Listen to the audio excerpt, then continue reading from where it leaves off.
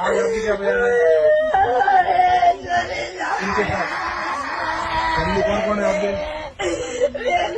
पापा है आपके? ये दादाजी है? क्या नाम पापा जी का? नहीं जी, ये मदर आपकी तो बोल रही है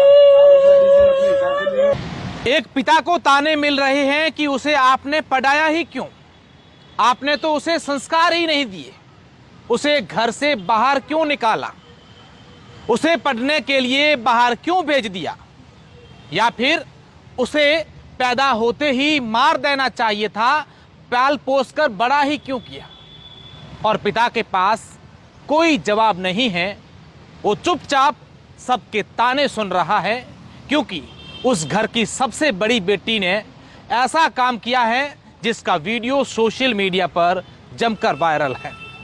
पहले आप इस वीडियो को देखिए, जिसमें एक माँ अपनी बेटी को जाते हुए देख घर के बाहर चिल्ला चिल्ला कर रो रही है, कह रही है बेटी तू मत जा।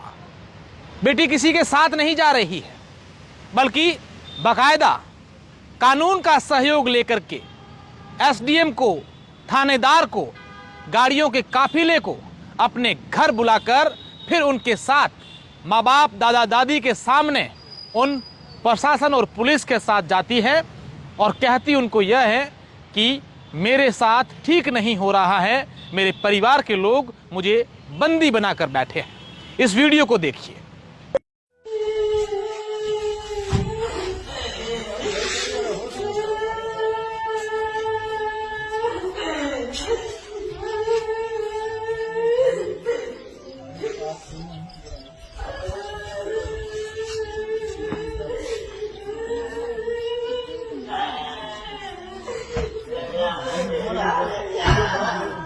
क्या नाम है आपका?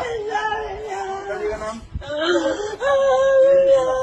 आप आए हैं आपकी रिपोर्ट पर आए। आप कितनी उम्र के हो? पहले भी आपने बयान लेके दिया घर पे है, आज आपकी क्या बयान है इनके साथ? फैमिली कौन कौन है आपके? पापा है आपके? ये दादाजी है? क्या नाम पापा जी का? नहीं जी, ये मदर आपकी तो बोल रही है अपने हिसाब से ले, कोई फैसला नहीं आपके ऊपर। अभी आपका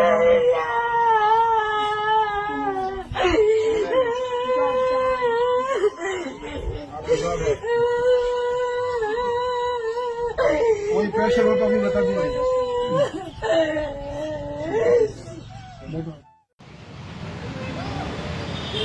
जैसा आपने इस वीडियो में देखा कि एक माँ कैसे रो रही है और कैसे निर्दयी बेटी अपना एक थैला लेकर के पुलिस और प्रशासन के साथ जा रही है। दरअसल यह वीडियो राजस्थान के जोधपुर जिले के ओसिया थाना क्षेत्र के सामड़ाऊ गांव का है, जहां पर एक युवती जिसका परिवार मजदूरी करने के लिए, कामकाज करने के लिए बेंगलोर रहता था। इसके पिता ने अपनी बेटी को अच्छे से अच्छे कॉलेज में पढ़ाया, जो बेटी ने चाहा वो डिप्लोमा करवाया, वो डिग्रियां करवाई, जैसा चाहा वैसा उसका जो हर सपना था वो पूरा करने की पिता ने पूरी कोशिश की। और आखिरकार बेटी ने यही चाहा कि पापा मुझे नौकरी करनी है, जॉब करनी है। जब बेटी नौकरी करने गई तो वहां किसी के संपर्क में आ गई और उससे कहते हैं कि प्यार हो गया था। ऐसा नहीं है कि उस बेटी का पहले कहीं विवाह नहीं हुआ था, उस बेटी का सामाजिक रीति रिवाज से उसके गांव के पास ही, फलोदी के पास किसी गांव में विवाह हुआ था। ससुराल गई तो वहां पर उस ससुराल के लोगों को परेशान करने लगी कि कभी मुझे पति पसंद नहीं है, कभी मुझे परेशान करते हैं, कभी ये करते हैं। तो सामाजिक स्तर पर एक न्याय हुई, बैठक हुई और उसके बाद उस लड़की ने तो एक ही ठान लिया था कि मुझे तो अपने ससुराल में रहना ही नहीं है। जब वापस अपने घर आई तो उसे मालूम चला कि मैं जहां पहले नौकरी करती थी और जो मेरा प्रेमी था वो बेंगलोर से पूना शिफ्ट हो गया है। अपने घर से बिना बताए वो पूना चली गई। परिवार के लोगों ने गुमशुदगी की रिपोर्ट दर्ज करवाई और फिर जब वहां पुलिस पहुंची उस पिता के साथ जब लड़की के पास, तो उसने कहा कि आपके तो गांव की पुलिस लाओ जहां गुमशुदगी दर्ज हुई है, तो ही मैं चलूंगा, वापस चलूंगी। जब आप सोचिए कि ओसिया से पुनः यहां से पुलिस गई और वहाँ जाके कहा कि लेडीज़ पुलिस तो है ही नहीं, मैं तो साथ में नहीं चलूँगी, जबकि उसको पता नहीं कि तेरे साथ तेरे पिता और तेरे परिवार के लोग भी हैं। परिवार के लोगों ने बड़ी मुश्किल से फिर ओशिया से लेडीज पुलिस बॉम्बे बुलवाई या पुणे बुलवाई और फिर वो युवती अपने घर आई। घर में रहती थी, उनके घर में बोलेरो गाड़ी है, वो युवती खुद गाड़ी चलाती है। दिन में 1 या 2 बार तो अपने घर से गांव, यानी कि सोमराट जो गांव है जहाँ उसका घर है, उससे गांव जाती थी घर का सामान लेने के लिए, दूध लेने के लिए, पानी पूरी खाने के लिए। ये गांव के लोगों का, आसपास पड़ोसियों का कहना है। और फिर उसके मन में जची, महिला आयोग को, जिला प्रशासन को अपने फ़ोन से मेल करा, एक पत्र लिखा कि मुझे मेरे परिवार के लोग बंदी बना करके बैठे हैं, मुझे घर से बाहर नहीं निकलने दे रहे। और उस पर शायद पहला ऐसा कोई मामला होगा, त्वरित कार्रवाई हुई। लड़की का मेल गया और उधर से पुलिस प्रशासन की गाड़ियों का काफिला उसके घर पहुंच गया। न जाने ऐसे कितने और मामले हैं जहां परिवार के लोग पुलिस प्रशासन के सामने हजारों चक्कर निकाल निकाल करके परेशान हो चुके हैं, थक चुके हैं कि साहब हमारा न्याय दे दो।